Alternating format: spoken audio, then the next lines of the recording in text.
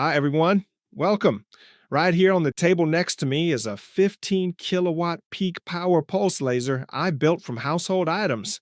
Needless to say, this is a dangerous experiment, so don't try this at home. It's forbidden. Let's see what we need for it.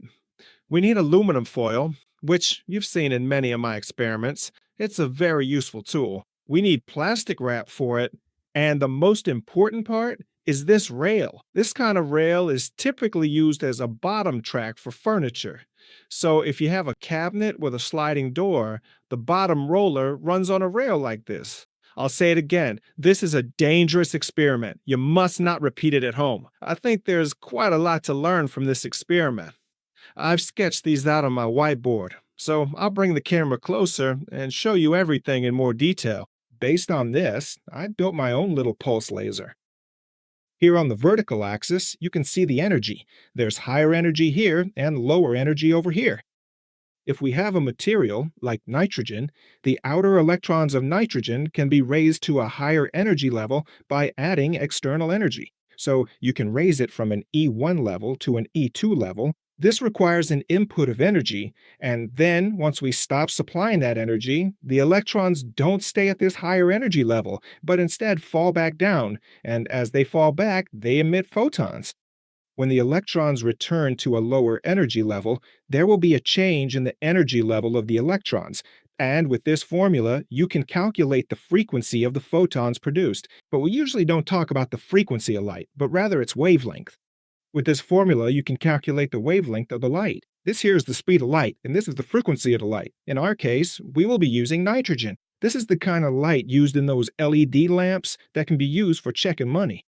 If I illuminate it with this UV lamp, then in theory, the camera will be able to see that there are these little fibers in it. So the specific wavelength of the light produced here will be roughly the same frequency as the one you just saw with this ultraviolet lamp. As I mentioned, we're going to use nitrogen. I won't be using pure nitrogen. There's enough nitrogen in the air here, so the laser emission won't be super strong, but the amount of nitrogen present in the air will be just enough for our experiment. So this isn't a nitrogen laser, it's an air laser. And since there's plenty of nitrogen in the air, it works well enough. How do you excite the electrons to a higher energy level? Well, one of the simplest ways is that you need two metal plates. You have to apply a voltage between the two plates, and if the voltage is high enough, there will be an arc discharge here. During the arc discharge, energy can be transferred to the nitrogen molecules. Its electron will jump to a higher energy level. So overall, the experiment itself is very simple, but actually carrying it out is not quite as easy. So you need a circuit that creates a voltage difference between two metal plates, a voltage difference that's high enough to cause an arc discharge, and it's this arc discharge that will excite the electrons to a higher orbit. When the arc discharge ends, the electrons will fall back down to their original energy level, and as they fall back, they will emit photons. All in all, this wouldn't be laser emission, it would simply be photon emission. Soon, I'll explain how these photons can be organized, and how you can make coherent light out of them. And once you manage to create coherent light from this, you have a laser. This circuit is going to accomplish what you see here. Here you can see, basically this will be one of our metal plates, this will be the other metal plate, and there will be about a 1 millimeter gap between them. What we need to achieve somehow is to generate this delta U voltage, because it's under the effect of this delta U voltage that a discharge will occur here. This can be achieved by using two capacitors, and if the voltage difference between the two capacitors is large enough, a discharge will occur here. But let's not get ahead of ourselves. Let's take a look at how the whole circuit works. At the moment of the annual discharge, this capacitor will be charged to 8 kilovolts, and along the way, the capacitor C2 has also been charged. So before the first annual discharge comes here, the capacitor C1 and the capacitor C2 are charged to about 8 kilovolts. The charging process is relatively slow. For slow signals, the coil behaves like a wire. That's why the C2 capacitor charges up nicely, just like the C1 capacitor. However, when the arc strikes here, which shorts the C1 capacitor, it will not only drastically reduce the voltage of the power supply, but also the voltage of the C1 capacitor. Within nanoseconds, the voltage of the C1 capacitor drops by several thousand volts, but the C2 capacitor The voltage doesn't start to drop immediately along this path because for high frequency signals, the coil basically acts like an open circuit. What happens is that the C1 capacitor starts to discharge, and when the voltage difference between the C1 and C2 capacitors is about 2000 volts, an arc appears here as well. So what happens is that the C1 capacitor starts charging, the C2 capacitor charges, and suddenly an arc appears here, and this arc will discharge the C1. They won't discharge completely. About 4 kilovolts of voltage will remain in them, and from this point the process starts over. So first this arc is triggered, and then an arc forms here. This repeats periodically, and this arc will periodically excite the electrons, lifting them from E1 to E2, then releasing them, causing the electrons to fall back down, resulting in photon emission. And as we do this periodically, that's how the pulses are generated in a pulsed laser. Let's look at what happens energetically. In both the C1 and C2 capacitors, you can store about 38 millijoules of energy each. The capacitors are 1.2 nanofarads, and the voltage, together with the capacitance value, clearly determines the energy. So there's about 38 millijoules in this capacitor, and in this one as well. And you have to divide the 38 millijoules by 2.5 nanoseconds. This 2.5 nanoseconds comes from this part. We can invest energy for up to 2.5 nanoseconds, which is the time it takes to move the electrons from the E1 level to the E2 level. That's roughly how long the arc discharge lasts. This means that in this experiment, we managed to input about 15 megawatts of power into the system. The efficiency of the laser I built, I calculated with 1.1%, so I multiplied this 15 megawatts by 1.1%, which means the pulse power of the laser will be about 15 kilowatts. This is an insanely high power, but don't forget that this is peak power, not average power. The average power is extremely low. It's roughly in the milliwatt range. So now, let's see how all of this can be put into practice. This is the 8 kilovolt power supply right here. As I mentioned, it actually delivers more than 8 kilovolts. It gives 20.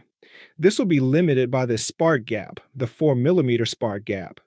So here, on the right side of the camera, or actually on the right side of the screen, you can see the transformer. Now I'll turn the camera back. The positive voltage, or the high voltage, comes in through this red wire, and the negative voltage comes in through the white wire. The whole thing is set up so that we have our power supply, and we need a specific spark gap, a 4 millimeter spark gap. That 4 millimeter spark gap is set up in a pretty tricky way, so let me show you it up close. I actually did it by using a large sheet of aluminum foil, as you can clearly see right here. And the whole thing is resting on a flat glass plate. This part right here is the glass plate. So I carefully put a sheet of aluminum foil, which is about the size of a standard A4 paper, onto the glass plate. The negative pole connects right here. I'll take these off for now. I also placed 2 separate pieces of material right here on the surface. And between the 2 pieces of aluminum foil, there's a plastic sheet for insulation. So the 2 capacitors are set up in such a way that the C1 capacitor is basically this aluminum foil and this aluminum foil together. Because if you have 2 metal plates, this is one metal plate and this is the other, and there's insulation between them, then you've already made a capacitor. The capacitance of this capacitor is about 1.2 nanofarads. The C2 capacitor looks exactly the same as the C1 capacitor. This is the C2 capacitor, which is also made of aluminum foil, insulation, and the other large aluminum foil. So this part of the circuit is the C1 and C2. Here you can see the C1, and this is the C2. The power supply comes in here. This is the negative terminal, and this is the positive. The negative is connected to this large aluminum foil, and the positive lead is connected to the top of the C1, right at the point. Specifically, I'll show you. If I take this off, so through this thin red wire right here, I placed a small washer here, then I'll put a nut on top, and here a ball bearing, and this ball bearing will hold the red wire in place. So the C1 capacitor is charged by this red wire, and as I mentioned, the negative terminal voltage is connected to this large piece of aluminum foil. I placed 2 ball bearings here with a 4 millimeter air gap between them. This ball bearing makes metallic contact with this aluminum foil, and this ball bearing makes metallic contact with this aluminum foil. So this will be our spark gap here. So we've established that we can charge the C1 capacitor this way, but I can't charge the C2 capacitor with anything since nothing is connected to this point. That's why we'll need this aluminum plate. Just like we did with the first one, we are going to do the exact same thing on the other one as well, and right over here is where the coil is located.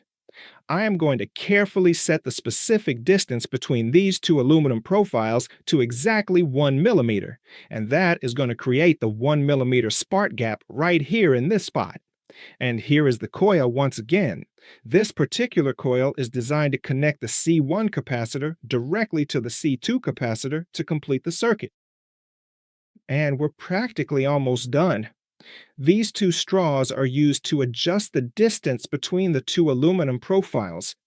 The edges of the aluminum profiles had to be polished. Here, I spent quite a while sanding them to make the edge nice and smooth. You can see that the profile is a bit curved here. I'll try to show it so maybe the camera can catch it. This part here isn't perpendicular, but rather it curves up. Now, you're probably rightly wondering why this results in laser radiation and not just spontaneous photon emission. And the answer is that when these two aluminum profiles are about 1 millimeter apart, a 2 kilovolt voltage will arc across them. This isn't really an explanation in itself, but the arc's small, and it won't form between 2 points like I showed with the ball bearings, but rather between 2 edges. So the field strength will be roughly uniform between the edges, and this uniformity, as well as the parallelism, will align the photons. As a result, in this direction and in this direction, there will be light emission, specifically coherent light emission. The photons will become aligned in this section, and because of this, laser radiation will form in this direction and in this direction.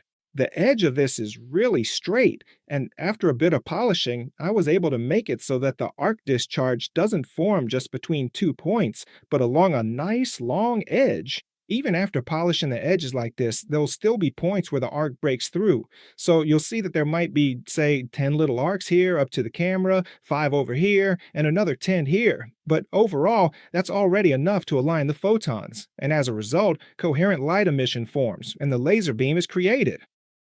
I quickly set up the experiment. I won't be talking during the experiment because it wouldn't make any sense. The arc discharge is so loud that you wouldn't hear anything through the microphone. Precise adjustment is very important. Without precise adjustment, it won't work. And there's one more thing I haven't shown you yet, how we're going to detect the light emission. UV light will be generated, or at least its UV content will be quite high. See, I shine my UV LED lamp on the white paper and you can see it. So a white sheet of paper will be perfectly sufficient for us to see the UV radiation, thinking the yellow color would help, but in practice it doesn't. The white paper is much better. This yellow here is a highlighter marker. There might be some fluorescent material in it, and I thought the fluorescent material would help detect the radiation, but as I said, plain white paper will work just fine too. I'm going to place this other speaker here in the foreground so that the laser beam doesn't wander all over my workshop. So there will be a small spot here, and on the other side of this speaker, there will be another small spot. That little spot will be the laser beam, which is created by the 2 parallel aluminum profiles and the resultant field strength, or rather, that the nitrogen molecules here create. Now, let's see how it works.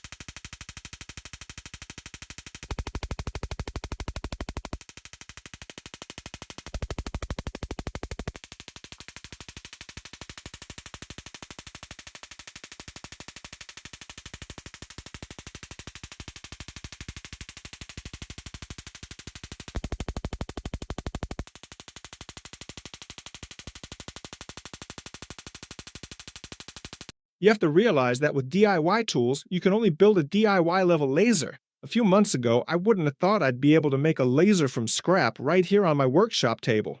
It was very interesting for me. I learned a lot from it. I hope you liked my video. Come back next time. Bye, everyone.